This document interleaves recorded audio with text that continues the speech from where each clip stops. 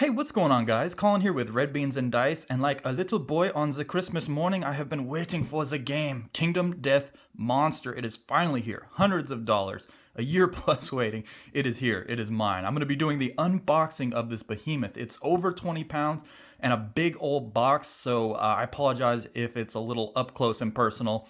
It's just how it's going to have to be. So I learned about this game from Bairnt at Meet Me at the Table. I'm going to drop down in the description below a link to his playlist of over 50 videos that he did. It's absolutely amazing. This game is geared by years, so you'll go through Lantern year 1, 2, 3, 4, and you basically just try to survive until something kills you or you just give up out of frustration, I believe. If the game's different than that, I don't know what it is. But anyway, let's check out what's inside. And my cat had a big old time enjoying the box that it came in, so maybe I'll put a picture of that up if you guys like cats. I do. But right away, these are going to be different miniatures than you normally get with a board game. These are actually going to be in flats, kind of like Warhammer or miniatures similar to that. So you're actually going to have to do some assembling, and you'll do that online here. So I don't imagine it should be too hard, and I'm not going to go into these because they're all just going to be like body parts and torsos and other things like that. So once I get the starting for miniatures and the white lion assembled, I might show you that. But for now, we're going to set this aside. But I mean, look at this. This is an absolutely ginormous assembly box. There's going to be a lot of different survivors and monsters in here that are going to be trying to kill you. Okay, right over here we have the board that is going to be navigating you through the hunt phase and the settlement phase. So you're going to flip it over and it's going to be kind of a dual threat here. This is going to be the hunt phase where you're going to be placing down cards and moving your survivors along the track to try to get to the monster. So as they get more and more difficult, the monsters are going to be further and further away from you, and then that just means you're going to be putting cards right down here as it indicates on the monster tracker to let you know what you need to do before you get there. And yep, that's going to be the hunt phase, and it's going to be different for each monster. And then you can do like the white lion is level 1, 2, 3, and it's just going to get progressively harder and harder for you to do. This will be the settlement phase where you go ahead and gain endeavors to upgrade your settlement, and then there's just going to be little things that you have to follow down here, and you're going to be upgrading it with different cards that will give you different abilities. You can try to go ahead and I hate to say it, but reproduce, which just means have a male and a female character try to make more survivors because they will die. This game is devastating. The 4 survivors you start out with will 100% die if you play this long enough. So, but there's going to be a couple of different things, an innovation deck that you draw from, and that's going to give you the different cards where you're going to be able to pick and then grab that innovation, which could give you better weapons or a benefit in combat, just little stuff like that. So, yeah. And it's really long and really cool and well put together, and I'm just so excited to have this game. Next up, we're going to have some of the tokens here, so I'll bust into these real fast and let you look at them. All right, so over here we have some of the endeavor tokens that you're going to just be gaining to track how many endeavors you can perform. You can use them to upgrade, you can use them to repopulate your settlement, just different things like that. You have a priority target token here, which I know that you can become the priority target via cards from the AI deck that are drawn, but I'm not exactly sure how that works or how you get rid of it, but there's just a little bit of a cheat sheet here and then a little bit of a guide here for how you're going to be going through your settlement phase. And then up here we have reroll token reminders. So if you get the ability to reroll for some reason, you can put that down there just to remind you that you have it. And nothing on the back. Over here we have some lantern tokens, which this is for later on in the game. There's going to be devastating AI cards for some of the more complex monsters and nemesis that you're going to be fighting. And sometimes it'll indicate put a blue lantern, or if a red or green lantern is so-and-so, then proceed with doing this or that or whatever it is. It's just a reminder that something bad is going to happen. You're probably going to be dying. And then if you can look a little bit closer here, we have some of the accuracy, -1, movement, -1. During the actual showdown where you're fighting the enemy, you're going to be accumulating some things like insanity, -1 toughness, -1 damage, or you could go the other way and have a positive outcome. I think if you flip these over, the damage tokens should double. Yeah, okay, yeah, so one side is negative, one side is additional, and then you're going to be able to gain permanent strength, speed, toughness, yada yada, or have it reduced permanently, or there's just stuff that's in-game after the showdown is done. You'll go ahead and remove these tokens. So, you know, you don't want the -1 toughness permanent. You don't want that, but if you get it in a game, it's just discarded at the end of the showdown, I believe, so it's not that bad. Down here, we have some bleeding tokens, which you never really want to do. I think if you get like 4, 5, or 6 of these, you will actually bleed out and die. So they can be accumulated pretty quickly and aggressively, and when you get too many of them, your character is just done. There's nothing you can do. I know that there's a butcher nemesis in here, or monster, and he is going to be slicing you and putting a lot of bleed tokens on you, which aren't good.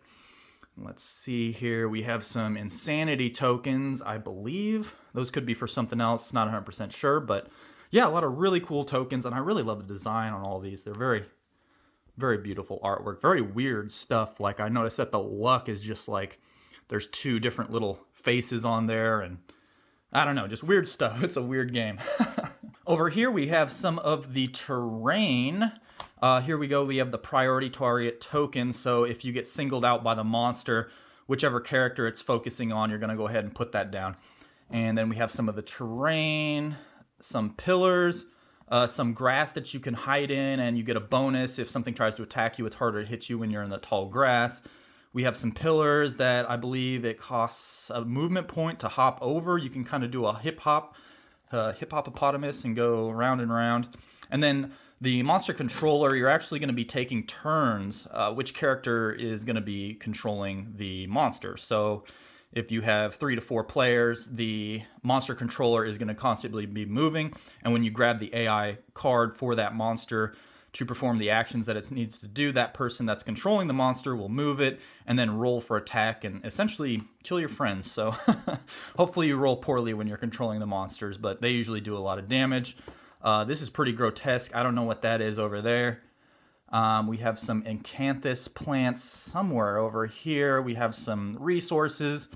I remember this huge stone face thing. I think you can hop up here and get an advantage on your ranged attacks, like get extra range and then extra to hit rolls. So that's nice.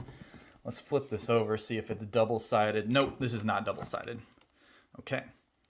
And I know it's just, you know, little cardboard punch-outs, but the terrain is actually really cool. And this is like a... This is a little tree here. Some people actually have the model for this, and it's huge. Some people paint it up really well. Bairnt at Meet Me at the Table did that. I believe I saw his, and it looked time-consuming. I'm not gonna lie. So, but anyway, it's a piece of terrain, and you'll have to deal with that. Next up, we have the showdown board, I believe. Yep. So let me crack into that, and I can spread it out for you guys. All right, so over here we have our monster, or our board where we're going to be setting our monster right in the middle. The monster always starts here, and it's just a good old-fashioned grid board, but it is beautiful. It has a lot of really cool little faces, and then it fades out as you get further away. And then over here on the side, you're going to have little card spots where you're going to be putting, I believe there's going to be card slots for the terrain and what they do, and then different plants that you can pick up. So you're going to be putting that over there. And then something that came along with this also is going to be the little help sheet like this. So if there's any modifiers to your monster, like +1 damage, +1 speed, you're going to be putting them up there. There's going to be the basic action card, which the monster will revert to if he cannot perform the AI card that's drawn. You're going to have hit locations. So say you do 2 hits, you're going to be drawing 2 hit locations from here. And sometimes they're going to be really bad, like, you know, like there's no possibility for a critical hit on it. And even if you hit it, there's a good chance this or that happens. It's a really devastating game, but it's fun. And then when you draw the hit locations, I believe you can pick which one you roll for first. So there's a couple different strategies there. And the AI deck is essentially the wounds and what the monster is going to be doing. So if you put 10 cards down here, and it's turn 1, you'll draw from there, You'll use that AI card and put it over here in the discard, but it'll be active. And then say you do 2 wounds to the monster, you're actually going to take 2 cards from the AI deck and remove them. And once that the AI deck is finished, I believe, then the monster is dead. So, and then I'm not sure if you have to get the basic action too, if that counts as a wound, but that's just something I'll have to read on later. And then over here we have, oh yeah, traits. Oh my God, the traits and the moods are horrible. They're a little tough to keep track of, but as you fight some of the harder and harder monsters, they're going to have different traits like, oh, do extra damage, oh, grab somebody and run away, oh, you know, just really horrible stuff. This game's not, if you don't like dying, you should not play this game. So, but I think it's just an absolutely beautiful game. And yep, there we go. So let's get back onto the box set and check out what is inside of here. We have a little bit of paper, and you're going to be creating your survivors on here. You're going to be naming them, giving them male, female, and you're going to be giving them survival. Survival, the best way I can describe that is it's going to be like MP. So like if you ever played Final Fantasy, your MP can be used to do different actions. You're going to get this to perform the encourage, let's see, that surge, dash, and let's see if we can get a better look at this. There we go. Okay, so we have encourage, surge, dash, endure, and then you're going to be using survival to do these different things. Surge is like you get an extra turn, so that's the most powerful one in my opinion. Dash is probably move. Endure is like maybe dodge something. I'm not 100% sure. And then every character starts out with 5 movement. You can upgrade that via different things that go on through the rulebook. Accuracy, strength, evasion, luck, speed. You're going to be adding bonuses to these. I believe they just start out blank, and what you get on your weapon is what you get. And then insanity is actually a good thing. So you'd think going insane is bad, but it's not. It's actually going to protect you from some of the craziness that's going on. It's kind of a dark, grim world that Kingdom Death Monster is set in, and sometimes it'll say, oh, take 3 insanity. And if you don't have that there, you can take a wound onto your brain and make you, I can't remember, it's not good though. Anytime any of these boxes get checked over here, it's not good. And then over here, you're going to be getting armor and different things to equip your survivors with. So say you have something that has 2 armor right here, and you take 3 damage to your head, you would obviously remove those 2 and then take a wound onto the head. These other things have light wounds, but as soon as you get a heavy wound, you're going to have to go into the Book of Horribleness and roll. And usually like a 1 or 2, it's just like your head gets chopped off, your arm is gone and you die, your body gets cut in half, different stuff like that. So you really want to avoid the heavy wounds and keep away from that and try to armor up. Over here we have weapon proficiency. We have the experience for the hunts.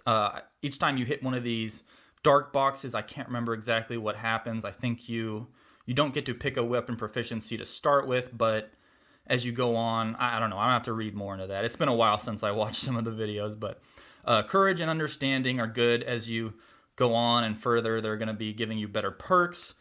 You're gonna be able to get different fighting arts, which are, it'll say like draw from a random fighting art, and you'll pick a card, and then you'll be able to add it here. And sometimes it's like add 1 to your strength, or if you use this weapon, or if you are fighting a certain enemy. Disorders and impairments, you're going to be getting a lot of those. You're going to get hit with stuff like PTSD or fear or weird stuff like that just really hinders you and does not go over well. So that's the character sheet, very loaded, but we'll put that to the side. All right, got this cracked open. It's kind of hard to see. Everything's so dark and black and glossy on these, but you're going to be able to see a grid of 9 squares here. And this is actually where you're going to be putting your weapons. They're actually going to be little 2-inch by 2-inch or whatever this is. Yeah, 2-inch by 2-inch little cards, and they're going to be letting you know what the armor does, or what the weapon does, or what the accessory does. And then it's going to be like a little game of Tetris. You're actually going to have different ones that have symbols on the bottom, top, left, or right, and you're going to try to link up, I think they're called Infinity Stones.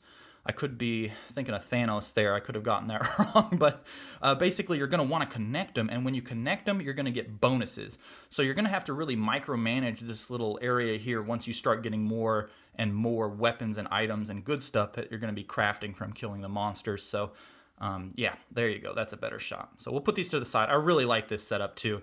It really makes the weapons that you get unique.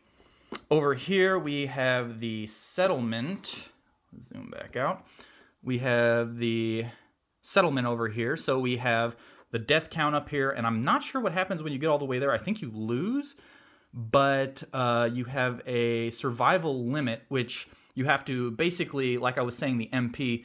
So in the beginning, I think you can only have like 1 or 2 or something like that for your survival at max. But as you go on and on, you'll be able to get like 4, 5, 6, 7. So you can really perform a lot of those unique actions over there. And we have a lantern year, and this is going to be the hunt, the settlement, and then the showdown phase. I don't think in that order. I'm not sure.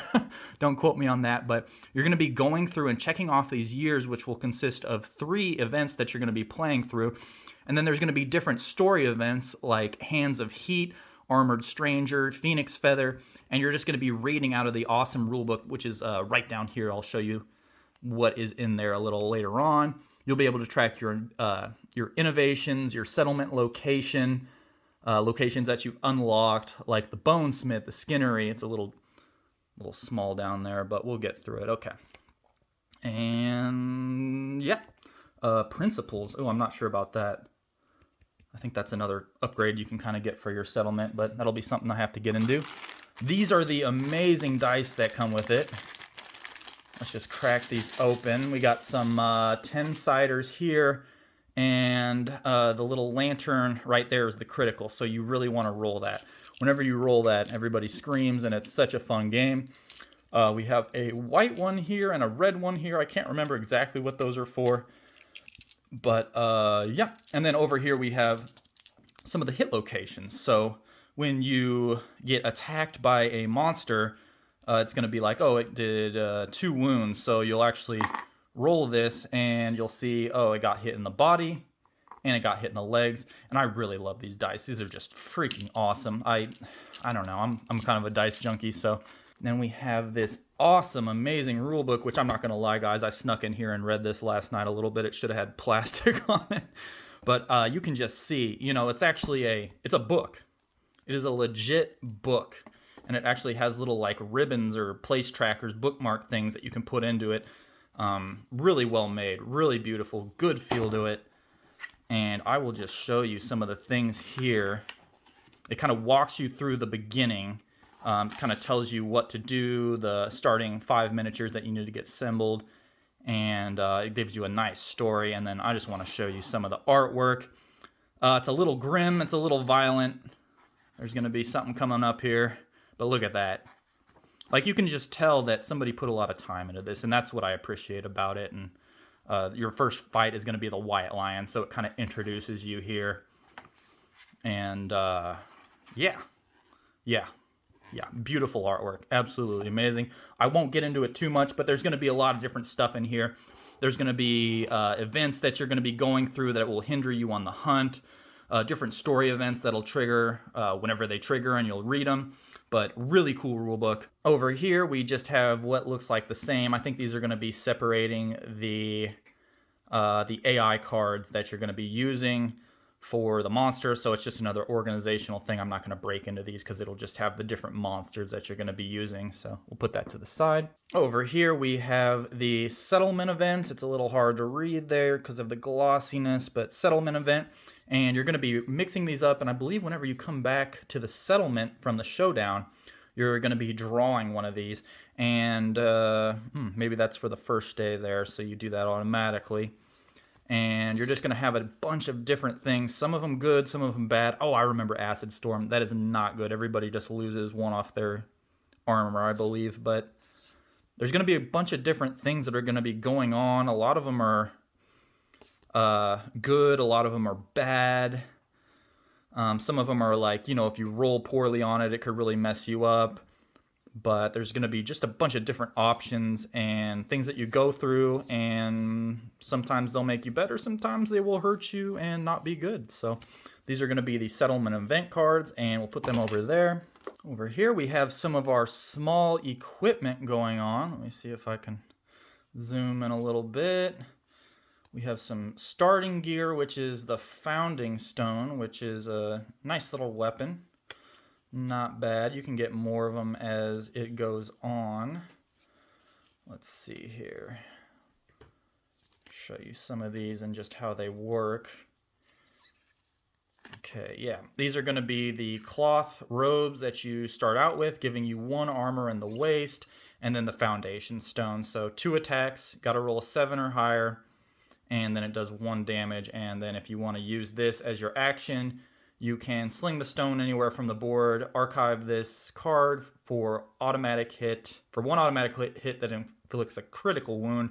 Really good. So you can throw this from anywhere and just get them right in the jugular, but you got to return this to the box, and then you'll be fighting fist and tooth if you don't have anything else equipped. So those are going to be the starting weapons. And then here we go. This is a good example. So you see there's a blue and a green infinity stone up here. And if you have something that has a blue side on the right, you can put it on your little Tetris board right here, link it up, and then sometimes it's going to say, you know, oh, if you connected an infinity stone that's blue, you get this +1 luck, +1 damage, something cool like that. So that's how that is going to work. This final lantern, I'm not sure. This might be something added through the 1.6 version. Over here, just as an example, we have some rare items, which it looks like there's not going to be too many of them, but as you can see, it gives just a massive amount of armor, but you get the little cursed thing down here. So got a shield, steel sword, twilight sword. I remember that. I think you get cursed with that. It's like, it's good, but it's bad. Like, you can't ever unequip it. Butcher cleaver, there's going to be 2 of them because the butcher that you fight has 2 of them, so maybe you can grab one of those. But 2 attacks, 5 or higher on the damage, or to hit, and then 5 damage each. So that is huge. I think that's 5 damage, so.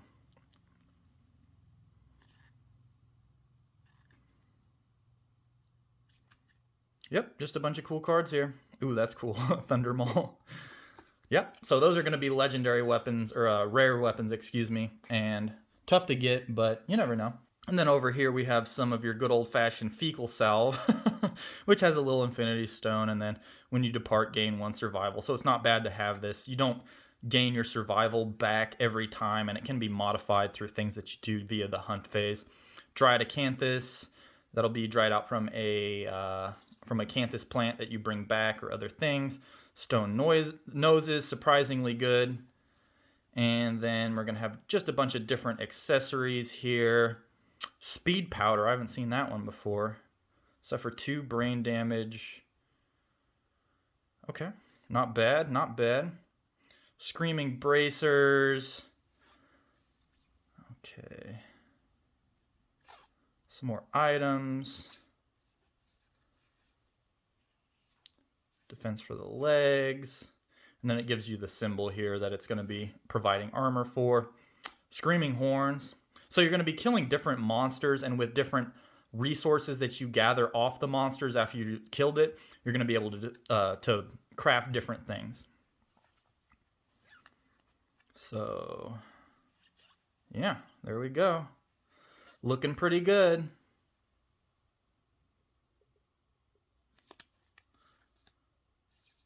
Ooh, and then blood paint. I remember that. Activate weapon gear to the left and the right of this card. So you put it in the middle, and then anything to the left and the right, you can basically attack with 2 weapons, I believe.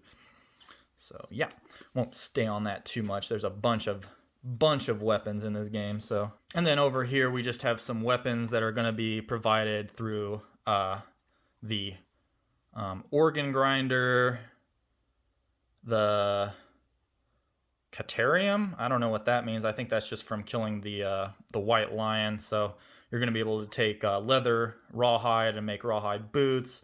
These are kind of like the beginning ones. So, you know, obviously you can tell you don't get too much armor, but it's still, any armor is better than no armor. And I'm not going to get into these because there's just so dang many of them. But you can kind of get the idea. There's just going to be different items, and on these 2-inch by 2-inch little things, and you're going to be you only have 9 spots, so you got to choose wisely. Okay, so these are going to be what you're going to be able to be crafting. Here's the requirements, And then sometimes you need to upgrade your settlement, like you have to have the pottery innovation to do this, and pictograph for that. So you're not going to be able to get everything right away, and then you can always use an endeavor to roll on this chart and then go from there. You can cure one disorder, but you can see obviously 1s and 2s, lower rolls are usually going to be worse. So blacksmith, you're going to be getting better weapons, but you'll need, I believe, steel, and then you can't get that right away. So bonesmith is good. That's one you'll probably get like a couple years in, and you'll be making, with the bones that you do, different weapons and items. Yeah, the Catarium. I'm not sure if I said that right, but basically you're going to be using the white lion to craft some of these things, like the lion headdress, the lion skins cloak. Just gear up for the next battle. And let's see here, lantern horde, not 100% sure what that does. Leather worker, that's usually an early on one. Masks, not too familiar with that. Organ grinder, usually for a lot of accessories. Plumery, I believe this is later on, where you are fighting the phoenix, which just seems horrible. This looks like the screaming antelope, some of the stuff that you're going to be making from that. It's good old-fashioned weapon crafter. Skinnery. Okay, Baba surgeon. All right, so yeah, you guys get the idea. These are just things that you're going to be able to unlock, and you'll have to have requirements for them, and then you'll have to get the perfect crucible, and then I believe you have to use that many resources to unlock this. So we'll put those to the side. And then over here, oh my gosh, okay. So we have some of the, if you get a full set of lantern armor, then you're going to be able to do this, and it has it for like rawhide armor or the cat skin armor. If you have all of the items for the head, like torso, arms, feet, if you have the whole set, then you get like a bonus. So kind of similar to Diablo in that way, where if you get the whole set, then it gives you a bonus or a perk. A lot of games are like that. But let me crack into these. I have a bunch of them over here, and I'm not going to get into all of them because they should be similar. We have a... Oh yeah, we have a hit location deck. Let me crack that open real fast. All right, so we have some of the hit locations here, and I found the white lion. So I really love the back art here on the back of the card. But let me show you examples. So when you get a hit onto the white lion, say you draw this for your hit location, that's what these are, HL. And you'll be, basically, if you get a wound onto it, you're going to be performing this, which has a reflex. So this means that'll happen right after you do the wound. So snarling, the monster swats at its attacker. Attacker suffers 1 brain damage and perform basic action, target the attacker. So that means basically you do a damage onto it, but it's going to turn around and smack you with its basic attack, which is no joke. It still does a lot of damage. Here we have the critical ability, the critical hit. So if you roll a lantern on this for a wound, you're going to be canceling the reflex on this card. The white lion's vision is impaired. The white lion gains -1 accuracy token. So this is where you would take an accuracy token -1 and place it onto its area, just indicating that whenever it swipes, it's going to have a harder time of hitting somebody. So lanterns are very good. Some of the times the cards will not even give you the option for a lantern because they're just so devastating. And then if you don't hit on some of these, you're going to have a reflex going. So even when you hit and wound, it can be bad, but if you if you miss, it's not going to be good. So there is that. And I just wanted to give you a little example, and then a lot of these are just different. And yeah, just the hit locations for the white lion there. And then the last thing I wanted to show you is just some of the AI cards that you're going to be having, and this is for the screaming antelope or gazelle, I can't remember. And you're going to have your basic, you're going to have your advanced, which is by this in the upper right hand corner, this letter right here. And then you're going to have legendary, and then S, I'm not 100% sure what that is. That can't be good though. Can't be good. Maybe those are traits or something like that. But Once you draw this for the AI, it's going to go ahead and pick a target, closest knockdown survivor, furthest threat in field of view. So you'll go from top to bottom, and if there's no target, it's going to go ahead and graze, which means it's going to run over to an acanthus. If there's one on the board, eat it and heal. And after it has picked a target, it's going to go ahead and move and attack the target. So it's going to be moving over there. This is accuracy, and this is the damage it's about to do. This little down symbol right here means that you have the ability to use a survival point and go ahead and dodge or surge or do something like that. So just a different thing you can do. And then there's going to be different AI cards. So yep, you got bite, kickback. I remember that. Turn the monster so target is in the blind spot, and then it just whacks you away. And 3 damage is never good. And it's just going to have a different things down here. I probably need to do a little refresher. I'm not sure what these little destroyed hooves down here. But anyway, that's going to be the AI deck, and it's all going to be similar for each one of the monsters. They're going to look similar to that, but they're going to be different and unique to the actual monster you're fighting. So there is the unboxing for Kingdom Death Monster. I can't wait to play this. I've been waiting so long for it. Thanks for suffering through the long video. I'll talk to you guys later, and peace.